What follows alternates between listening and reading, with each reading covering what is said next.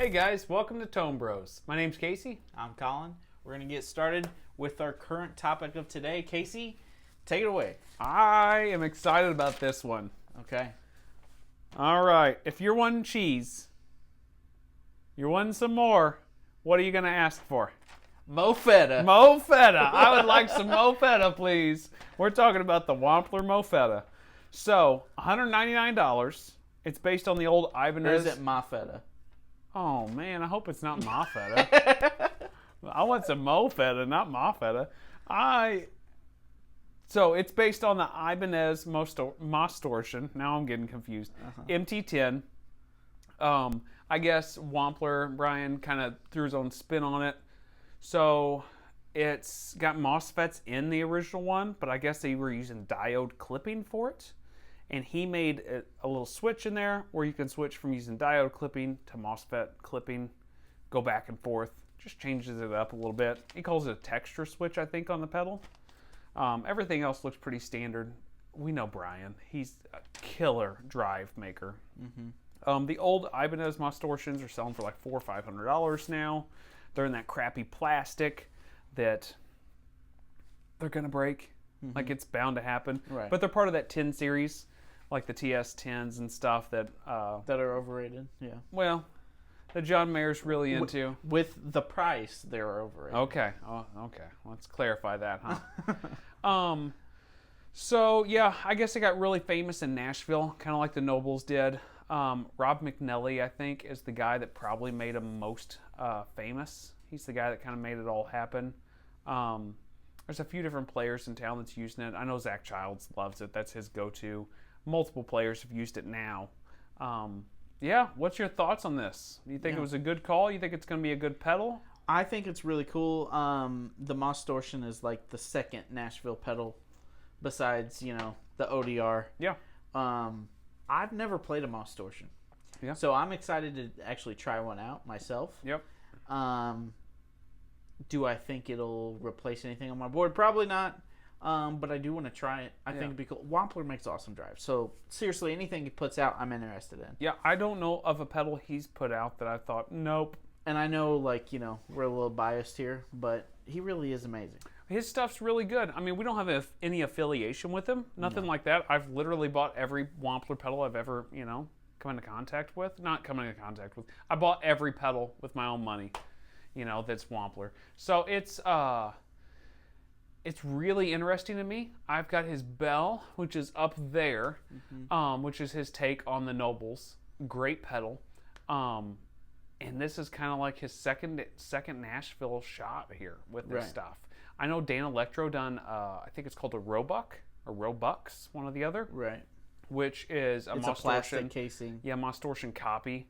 And then Nordland, I think, makes a copy of one. Which is cool, but this is his own spin. His own spin's usually interesting. A lot of times I like the original circuits, but sometimes for the right thing, kind of like the Bell, whenever I'm playing my telly, I like one of the mode. I don't remember if it's symmetrical or asymmetrical clipping. And then when I switched to my Les Pauls and humbuckered guitars, I kind of liked the other one. Mm-hmm. So, yeah, I'm ultra interested in it. $199. I mean, killer. I can't wait to go play one. I want to go play one. And I would not have a problem, me personally, just ordering the thing, buying it, and getting it in and playing it. Because I know I'm going to like it. The question is, how much do I like it? Sure. Is it going to replace something on my board? Maybe. Maybe. Okay. I've got that little spot on both boards right now that's kind of like the overdrive is in and the overdrive is out. The overdrive is in, and it's not quite settled. And I think that could be it. And I'm such like a Nashville pedal nerd at this point. Like, I don't know what's wrong with me, but it seems like as years go on, just more of those Nashville pedals have came in and gone out and then just continue to come back in. So I'm super interested in it. But you want to move on to your main topic? Yep. We're going to talk about main topic, which is, do you even pick, bro? All right, we're talking about picks. Oh, boy. Yeah, that was bad. Oh, boy. All right. But for real, do we think picks on guitars and having different assortments of picks, whether that's materials, whether it's thickness, do we think that really matters when we're playing guitar? Well, I do. I've got a bunch of different ones here. That's not even picks. That's strap locks. But picks make a huge difference in my opinion. So I noticed it most, obviously, with acoustics. Right. Whenever I got into playing acoustic guitars, I just kind of used whatever pick I was using for my electric and vice versa. I would just cross them from one to the other. And then one day I realized, wait a minute, I just played with this pick, which is different than I normally use, but I used it on the acoustic. It sounds way different. You know, it was a lighter pick at the time, and I was strumming some stuff and was like, holy cow, this sounds way better strummed. Mm-hmm. So, and then I picked up, my pick at the time was a little heavier that I was using for my electrics, and I went back to that on the acoustic, and for single note stuff, it was real big and warm. So it just, you notice it most with the acoustic stuff, but even on the electric, it's huge. Right. And then where you're picking off the pick is another thing too. But you've kind of been playing with a new pick lately. Yep. I used to play all the time with starting a Jazz 3. And then I decided I wanted more of a strumming type of pick, which was the Dunlop Tortex Blues. They were, I think, 1 millimeter. I used to play those all the time. And then you showed me these Fender Mediums, and I've been playing the Fender Mediums quite a bit. I like those. I've just been fiddling with the old Hercos, which apparently they're not made out of the same materials they used to be. Right. It's like everything, right? Just like everything. But come on, it's got a really tough texture. Yeah. On the top part. It does. And it's made out of nylon, which kind of takes me back to the Jazz 3. Yeah. So I think it's a good marriage of Tortex and a Jazz 3. And this is great. It's just flimsy enough and it's just thick enough that's great for, I like it with acoustic and electric. But yeah. I don't know. That's what I've been messing with lately. I mean, I use all types of picks. I use all kinds of stuff too. I've got some of these V picks. You can buy assortments of these V picks. You can buy assortments. I've got a big assortment of Dunlop picks, just oddball different picks. Mm-hmm. And depending on the day, sometimes I'll go to something different. My standard go-to for most of the time on electrics and acoustics is just the regular old Fender Medium. But depending on what I'm playing, it's really going to change stuff up. I think that people need to play with that more, different picks. I think just different material. Use the same thickness pick and just buy a different material. Sure. Buy a Delrin, buy a nylon, buy a Tortex style, whatever you're going to get. You know, these acoustic players are really big into hardcore bluegrass. A lot of them are playing those blue chips. Is that right? I don't know. I think they're blue chip picks. And those things sound and look amazing. They're supposed to last forever. They're $40 a pick. Wow. Yeah. That's ridiculous. $40 if you lose that one in the sound hole, you're mad. It's a bummer. At least it's in the sound hole. I guess. But, yeah, those picks are supposed to be amazing. I haven't broke down and bought one of those yet, but I was just looking at them the other day, and I was really thinking hard about it. And then, yeah, I think something else, too, is using different sides of the picks. Everybody wants to go to, let me grab this one because you can see a little bit better. Generally, everybody picks with the end of the pick. But there's a bunch of guys out there that I respect a lot and, pro players that are using the shoulder of the pick. I've heard people even using the back of the pick. And there's way different sounds with that. I was telling you the other day that I was playing with just the angle of my pick. And how different if I hit flat on the string versus I spent my whole basically life playing guitar at an angle on the string with my pick, and I didn't realize how much of a sound, a particular sound that gave me, which is cool.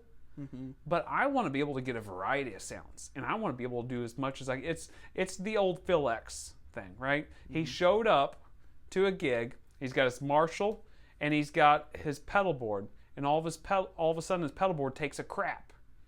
And then he just walks over and he looks at his hands and he's like, all right, guys, it's all you guys tonight. Yeah. He realizes he's got to make it all work with just his hands because he's got no overdrive pedals. He's got nothing else to use.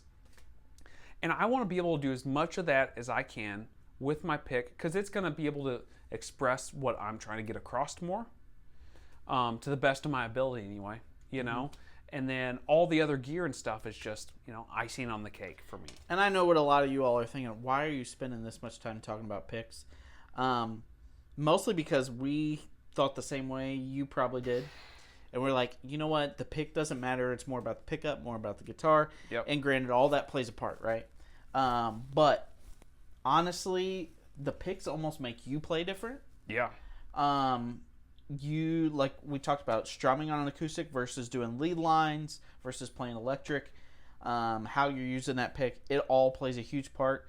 And I think it's one of those things that's really easy to overlook once you start in that intermediate level guitar player. You find a pick you like and you just don't buy anything else. Nope. And I think it's really important that you just kind of open up your eyes to different types of picks for different reasons. Yeah. Yeah, if I'm playing acoustic, I want 3 or 4 different picks there. Right. If I'm playing a long gig with an acoustic and it's like, you know, a variety of songs. So look into them, check them out. And if you're really used to a thick pick, buy a pack that has a bunch of different thicknesses and play with them. I thought for a long time I needed a thick pick to be able to play quick because I thought, oh, if it's really thick and doesn't flex, then I can, like, you know, only the strings really move it and I can move the pick and it'll work out well. And then I, you know, got onto these like medium picks and I realized, no, some of that flex can be good too. You know, so. And you know what? You could be like Joe Walsh and you could play Herco. Or you could be like Billy Gibbons. Apparently he played with a coin. There was a time. He apparently played with a coin. So, like, you know, everybody uses different things, but try them out, see what you like, and see what works best for whatever occasion you have. So I'm going to move to gas or pass. Okay. Are you ready for this one? I don't know. This one is going to be one that's going to hurt, I think, a little bit, maybe. All right. All right. I want to talk about gas or pass, the Magnatone Twilighter amp.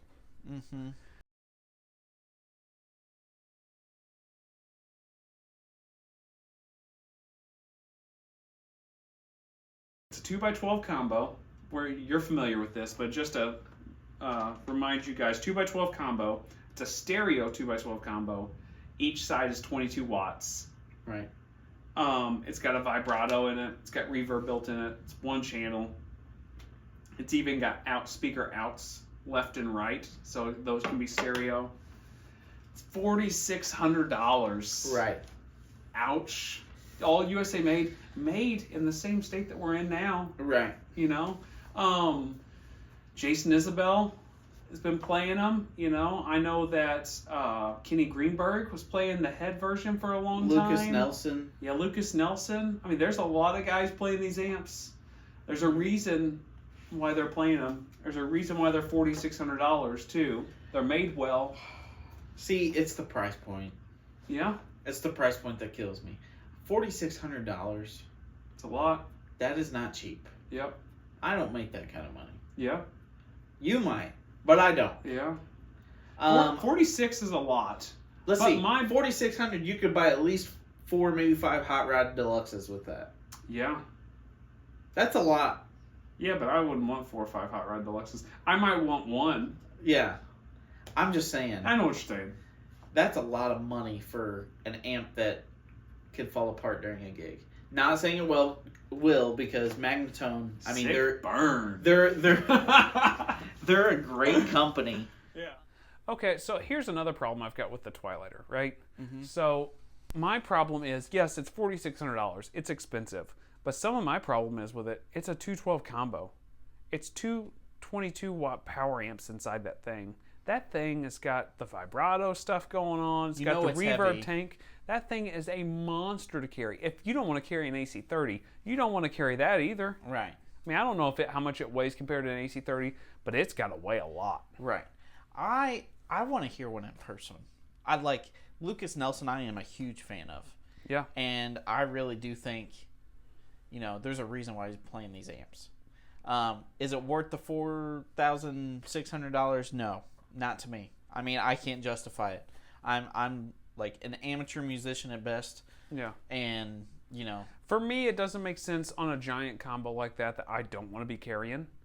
I do look at the what's the head Magnatone makes. They make a Magnatone head for Billy Gibbons. Right. You know, and that's interesting to me. It's expensive too, but it's like more doable in my head. 212 combos are just a lot to carry. They're a lot to move around. Right. And I mean, maybe some of it being special about the Twilighter is that stereo, though. Oh, for sure. I mean, the vibrato on it alone is almost worth the amp. Yeah. It's a great sound. Yeah. Maybe a good used one out there. Maybe somebody wants to give them a really good deal on one. Yeah, that would be great. If somebody wants to give them a real good deal on one, contact us. Please let me know. Let us know. We will move on to the next one. I think it's your gas or your pass. gas or pass. Okay. So mine is one I think we've been looking at a long time. All right. But we haven't talked about it in a long time. Okay. The Zvex Nano head. Oh, yeah. All right. When this thing first came out, Yep. I mean, I was all for it. I was like, this is the coolest thing I've ever seen. It's this tiny little thing. Zachary Vexter. Thank you, sir. Yeah, it has an input, it has a bright switch, and it has like thin, normal, and fat.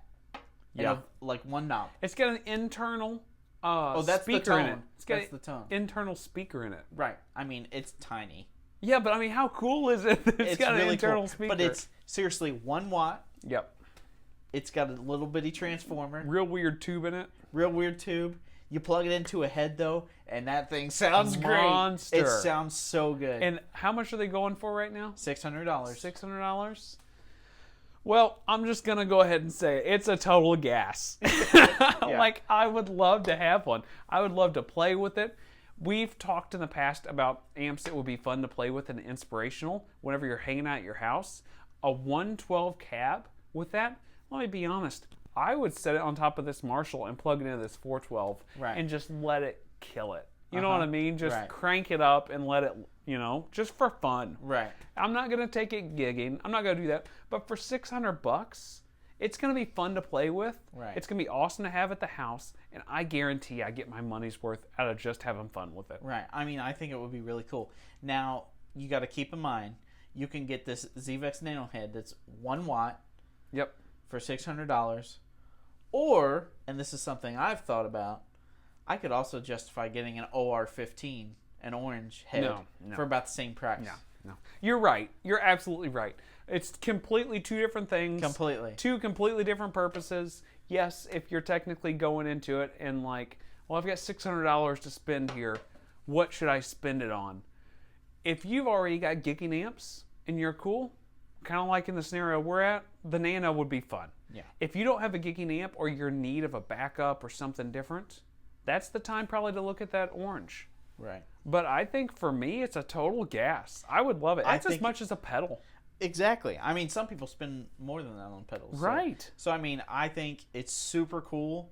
I mean, I remember early YouTube days, there was this guy, Shanker69. Yeah. And he would plug an OCD pedal into it. Yep. And that thing sounded monstrous. He had like a 212 Avatar cab, and he was like using some crappy audio. It was terrible. It just showed the amp and I think the pedal or something. Yeah. And it was just, man. It sounded great. It was really, and he was not a bad player. He was a great player. Yeah. Go check that out if you haven't seen that. I don't think he's put up videos in forever. Who knows if they're still out there? But. Yeah, he could be dead. Okay. Well, that took a turn. It's been a long time. I'm just saying. I mean, I don't know how old he was then. Yeah, but the Zvex Nano head, we both want one. Yep. Please send them to us. That would be great too. Send everything to us. You know what? How cool. We were talking about a stereo Twilighter. Uh-huh. Get 2 Zvex Nano heads. 2 1x12 cabs.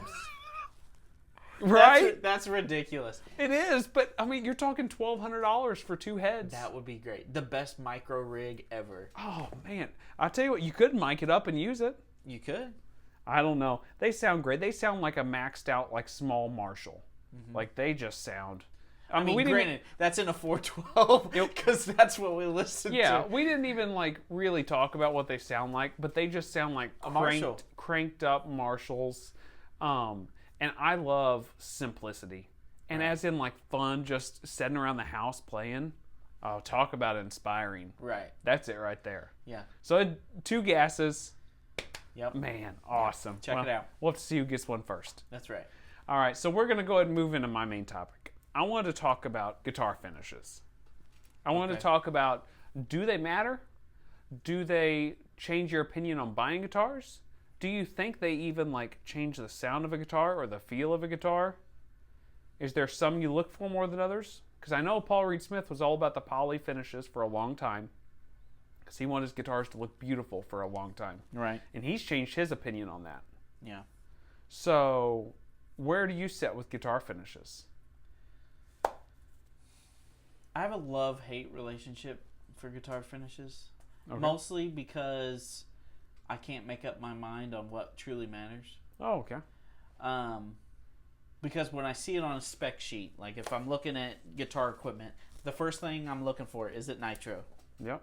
Because I want the wood to breathe, because that's what I've been told. Oh, yeah. Nitro makes the wood breathe. Yeah. So that's the first thing I look for. And then I play stuff like my GS Mini. Yep. And it's layered back and sides. It's not like one piece. Yeah, it's not solid. It's not solid. Like, there's a lot to it. But, man, that guitar is wonderful. Yeah. And I know it's not nitro. Yeah.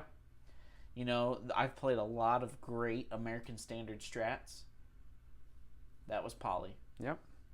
I've played a lot of great Gibsons, and those are nitro. Yeah. So played a lot of bad Gibsons, played a lot of bad Fenders. Right. So So I think for me, I would like to let my guitar breathe as much as possible. Yep.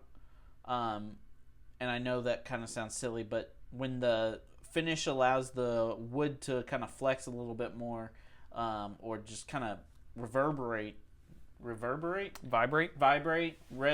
That's what I meant. Yeah. Resonate a lot. I feel like you become more in tune with the guitar and you're having more fun. Yeah. So to me, that's what's worth the nitro. Is like it's more of a connection to you. Yeah. That all being said, I tell you what, I've played great guitars that have a bunch of different finishes, and you know, if it's just one that I'm going to take out and I'm going to play a show and not really care about stuff, I almost don't want a nitro because it'll, you know, chip off easier. Right. It's not as durable of a finish. Kind of the Paul Reed Smith thought, right? Right. It's not as durable of a finish. But if it's something that, like, I know I'm going to go to a place that I don't really have to worry too much, or if I'm playing at home, or if, you know, this is just in general something I can look over for the night, like, you know, I would rather take the nitro finish. Yeah. I do think it makes a difference. Yeah. And the sound? Probably mostly in the feel. Yeah. I don't know if there's necessarily a sound difference, because I think that just depends guitar to guitar. Right. And what it's made out of. But I really do feel like it's more of a feel and almost a psychological thing. Yeah. But I do think it matters to me. Yeah. So for me, I've got a list of things I go through. Not like, I mean, I couldn't, you know, spit them out to you right now. But I do have a handful of things I look for whenever I look at a guitar spec sheets. And one of the things I look at is, what's the finish made out of? Is it poly? Is it nitro? Or do they not say? Because if they don't say, it's poly. Right. So, I mean, we all know that's the fact. It's cheaper, it's easier, it's safer for the workers, you know, and the environment. and better for the environment and all these things, which, you know, is cool. But I want my guitar to be nitro. Like, I think that there's something about the poly. It almost feels like you're encasing it in like some type of super durable plastic. It's like embalming your body when you die. Okay. Okay. Well, we went back to the dark side of things again, right? So I think it's like encasing yourself in a sarcophagus. Okay. And the guitar's kind of doing its thing on It's the already inside. dead, so Yeah. we'll just... The guitar's doing something in there, but the finish in it, like, aren't talking. Like, they're separate entities. It's almost like the guitar is in a case. Mm-hmm. Whenever it's nitro, it feels like it sinks in. Not all nitro. Not all nitro is created equally either, I don't think. Some of it's way thinner, some of it's way thicker. Some of it has more plasticizer in it, which makes it more like poly. Sometimes the undercoat's poly. The Fender's been known for doing that a lot, you know, putting nitro top coats and poly undercoats. But I think there's something to nitro that it kind of bonds and melds together with the guitar more, and it resonates more. Supposedly it breathes more, which is cool. It makes sense if it like becomes more one with the guitar and in the grain, that it would breathe more, right? Because it's got the ability to. The feel is much different. I think the feel on nitro versus poly is huge. Mm-hmm. I've got some nitro guitars that feel amazing. And I've got some nitro guitars you can tell it was laid on a little bit thick. Right. It's not as good. When I play my Les Paul, and when I play my Tele, those are both nitro, feel super thin, feel great. When I play my J45, it's nitro, but it's thicker. You know, there's something about the finish that's just thicker. And I would think for an acoustic, you probably want that for the durability. I'm not saying I don't want it, but I just can tell the difference, you know. Mm-hmm. And I'm sure for different guitars and for different finishes, they have different requirements they have to do to help protect it. Well, I mean, my Eric Johnson Strat, super thin nitro. Yeah. And then I've got that American Original Tele. Yep. And it's a 50s, but, you know, I've accidentally chipped some of the finish off, but it takes a lot more force to chip that off. Do you think the neck nitro on your Eric Johnson is as thin as the body, or do you think it's thicker? Never thought about that. I think it's thicker. I think it is thicker. Yeah. I think the neck finish is thicker. And I think their thought is on it, they're going to put it a little bit thicker because your hand's always on it. You're always going to be rubbing on it. Right. And leaning against stuff, you're more likely to cause problems with it. Right. But your body finish on that Eric Johnson's so thin. I think my Tele's the same way. It's relic ready, so the finish is ultra thin on the body anyway. But I do think the neck, I don't think the neck is relic ready. I think the neck is like standard nitro finish. Right. Because they know it's going to get beat up, which I can appreciate. You know, right. I don't love a lot of these custom shop nitro guitars whenever they take the neck finish and like basically wear it completely off. Right. And it's really worn. I can appreciate a guitar that's got like oil finished, that feels slick and feels like natural wood. That's one thing, but there's something about whenever they do a nitro guitar and then they just wear the finish back in weird spots. When you see it's like completely worn and it's a custom shop, I'm like, no normal hand is going to do that. No. If you've picked up any vintage guitars, they don't look like that. No. Unless somebody sanded them. Right. That's different. They don't look that way. And not to get into the relic thing, because I do like relic guitars a lot of times. Right. They're great. I think that's something else too with a, I mean, that's something we didn't bring up a ton too with a poly, is that it's never going to relic. I mean, not really. Right. You're going to take like big chunks out of it, and you're more than that, you're going to dent it. Which is why I said, like, if you're taking it to a gig that you're kind of nervous, that's the guitar to take, because it's more durable. Or take a nitro guitar that's relicked. And then you don't have to worry about it because it's already relicked. It's already relicked, right. Or a guitar that you played a bunch that's worn. So, I don't know. I think, for me, I'm a nitro guy. I like the thought of it being able, and I feel like I can feel more resonance out of nitro guitars a lot of times. Right. The thing is with it too, though, is it really the nitro finish that I'm getting more resonance out of? Or is it the fact that it's a higher quality guitar? Because most nitro guitars are higher quality. That's true. So is it the wood and all the components that's actually causing that? Or is it the nitro finish? We all know it's a system, so it's probably all of it. But it does make me wonder which one's more enacted there. The only thing I'll say is all the classic guitars, had nitro finishes, and they aged amazingly. Yep. Like, I'm not even talking about like just the looks of them. I'm talking about, how the sound of the instrument. Like, It only got better with time. Yep. It aged like fine wine, That's Martin's slogan. Martin's slogan is, the day you buy your acoustic guitar from Martin is the worst it will ever sound. Yeah. So when you buy that Martin acoustic, that's the worst that guitar's ever going to sound. And it will do nothing but get better. Right. That's the nitro finish. That's why I like nitro, because I know that it's just going to sound better, as the years go on. Yeah. And a lot of those poly guitars that I've had experience with and owned and played, they kind of sound the same. Like, I don't notice a big change. And some of that could be because the quality that they're at, right? Because there's not a lot of Crooks. So the guy, the custom shop, I don't remember, maybe Bill Crooks? It is Bill Crooks. Crooks Guitars. He makes all Brad's custom guitars that aren't Brad Fenders. Paisley. And, yeah, thank you for that. Yeah. And he uses poly finish. He doesn't think it matters. I don't know. A lot of people are going to be mad that we're even talking about this, but I don't know. To me, there's a reason why some manufacturers try their very best to keep that as a staple. Yeah. There's a reason why. And I don't think it's a gimmick. I really don't think so. There's a lot of things I think are gimmicks. And I'll call them out first time I see them. Mm-hmm. But I don't think nitro finish is a gimmick. I really don't either. You know, I don't know how much hide glue works on acoustics and like Les Pauls. Does hide glue make that big of a difference when you're setting the neck? I don't know. That could be a gimmick. Maybe, maybe not. But I think nitro finishes, you know, I think it's a real deal. Me too. Go out there and play them, you know. I think you're definitely going to feel the difference in just like how it feels on the hand. But also, I think you're going to feel a difference in the resonance, you know. So really, that's what you're looking for, is trying to find that connection with the guitar. And if to me, I feel the best with nitro when I'm playing guitar, so that's what I lean towards. And if you got a loud amp going, and it's hitting that nitro guitar, and the nitro is ingrained with the wood of the guitar, and they're vibrating at the right frequency together, it's going to build together, right? You're building all those frequencies together. I don't know what you're talking about now. Well, I'm going to just talk to you guys. It's just going to build together. If you've got a guitar that's poly, and you're hitting that finish, and it's just like a brick wall. Sounds like a conspiracy to me. Those me. frequencies aren't getting into that, right? So the frequencies are getting blocked by something that's really thick. If it's thin enough to come through, it's going to resonate with the guitar. Like the sound waves. That's how you're going to get feedback. That's how you're going to get all that stuff. Now it makes sense. Yeah, just you got to hang on with me for a little while. Sometimes I get in the weeds, folks. Surprise.